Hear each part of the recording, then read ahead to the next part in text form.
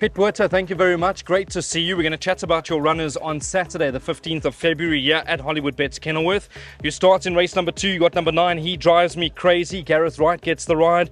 Very good third on debut. You're hoping for the necessary improvement. Has he made that necessary improvement? I think so, yes. At home, before his first run, we really didn't do much with him at all. And, that run was just used pretty much as a gallop for him. We have stepped up his work a little bit since then. Still not put any pressure on him, so he's got more improvement to come. But I think he's made enough improvement to be competitive here. I'm quite hopeful. He's a nice horse. I just feel that he's a horse that is probably going to get better in his next 2 runs. All right, yep, so we'll watch him closely. It's going to be a good race to watch for the punters. We go to race number 3, which goes off at 1:15. It's over 1,200 metres. You've got number 3 still sparkling. Keenan Stain gets the ride. Lasser's probably the horse that they all need to beat. Are you just hoping for some improvement from this individual? I am. She hasn't really shown me anything at home yet. So, we put in a race the other day and Keenan got off and said, she was a little bit all over the show and maybe needs the experience. So I don't want to waste any time. Let's get into another race quickly and see if she can mature a little bit and show us something here, because she doesn't really show much at home. So really just hoping to see some improvement. Great, then we go to the first leg of the pick 6. 13.50 is the off time. It's over 1,600 metres. You got number 4 Style Icon, also the ride of Keenan Stain. That was over 1,200 metres last time out. The run at Hollywood Bets Durbanville over 1,800 metres was fairly decent. What sort of form are we bringing into the race? So I'm sure you're pretty hopeful, because it's quite a tricky race, Piet. Yeah, look, she's got a lot of weight to carry in this race. But I just needed to use this race just to step her up. She's a filly that wants 2,000 metres, so that last run was way too short for her. We actually really just put her in so she can have a good gallop, and this is also pretty much used as a gallop. I do think that she'll run a much better race this time round. It's not the strongest of fields, so it's the right type of race for her to come in, but she is going to need it still a little bit, and she's definitely looking for a lot further. Okay, lovely. Then we'll go to race number 7 over 2,000 metres. I'd imagine the favourite's going to be holding thumbs. You got Baratheon, number 6. He's a 6-year-old gelding. Louis Mkotwa knows him really well. I know his last 2 starts is a lot better than that. We've spoken a number of times off air, Piet. He came to you initially from Durban a little bit sick. Is he doing okay back at home? He is. The Met Day was just all wrong for him.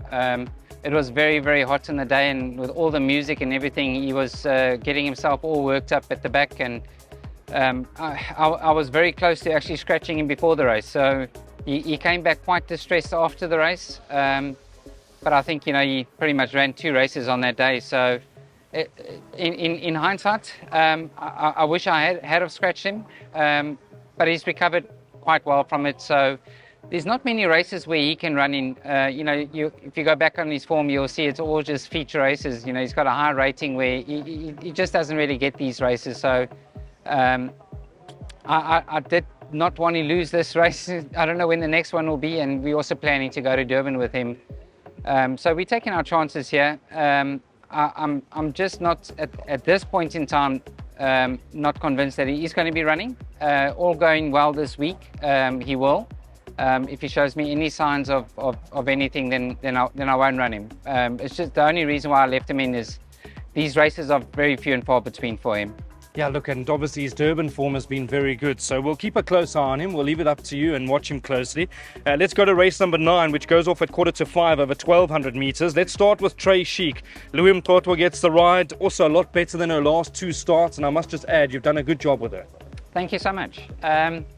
Yeah, look, I think she had a lot of bad luck in her last run. Everything went wrong for her. Came back. She's not an easy filly, very difficult to work with.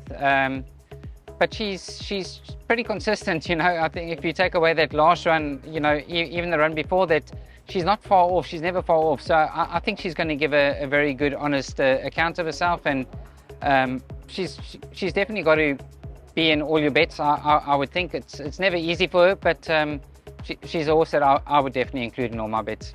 Also, we need to include his Champagne Mac. We always need to watch what Richard Fourie riding in these sort of races. I know that he's probably a horse that we need to drop a little bit more in terms of rating, but he's competitive. I mean, Piet, it's not an overly strong race. Is he a horse that could easily win a race like this? He could. He really could. When he had his first run for me, came back and Richard said that we should put the blinkers on him. He doesn't want to do anything. He's not trying. I haven't put the blinkers on him. I just thought that he looked a little bit tired for me, and so I gave him a bit of a break and freshened him up a little bit. And I like the way he's looking right now. He's looking very nice, and his work has been good.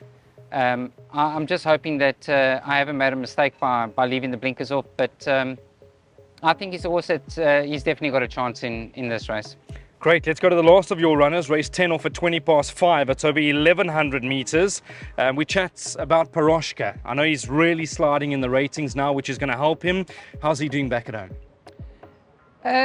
Look, we haven't done a lot of work with him from his last run. Louis rode him last time and got off, and I was quite adamant that I wanted to stick to the 1,000 meters with him, but Louis suggested that we go a little bit further, so I've now put him over a little bit further, and he's doing well. I mean, he's looking good at home. Just haven't done a lot of work with him. He's eating well, looking good, and I think he's going to run a much better race this time. You backed up with number 3, Caretaker. Been off the track for 198 days. I know changed stables in between.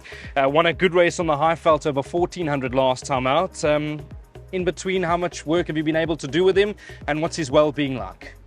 Look, we struggled with him initially when he first came to us. He had a lot of problems that we just couldn't get under control. We finally have, thanks to Dave Timpson, we finally got it all under control, and all of a sudden the horses started to work very well. So I don't really know what to expect. I was going to run him last week, and I thought, in that race, it just looked like on his work and what was in the race that he was going to be competitive. So that was a 1,400. Unfortunately, we couldn't get him in there. This might be a little bit short for him, but I do think that it's happened for a good reason. It's a change of course and all that, and maybe we're doing the right thing by just starting off down the straight and then building from there. He's a type of horse that could just pop up and run into the money. His work over the last 2 weeks has just been great. Come on, Piet, help the punters. What's your best for the day? I have to go. I think for me, it's without a doubt. Look, Baratheon obviously is a big runner if he runs on the day, and at the moment I think he is going to run because everything's going well at the moment, and he will be a big runner. But if I have to stick my neck out to one, it's going to be, he drives me crazy. Well, thank you very much for your time as always. We appreciate it. Thanks, Piet. Thank you.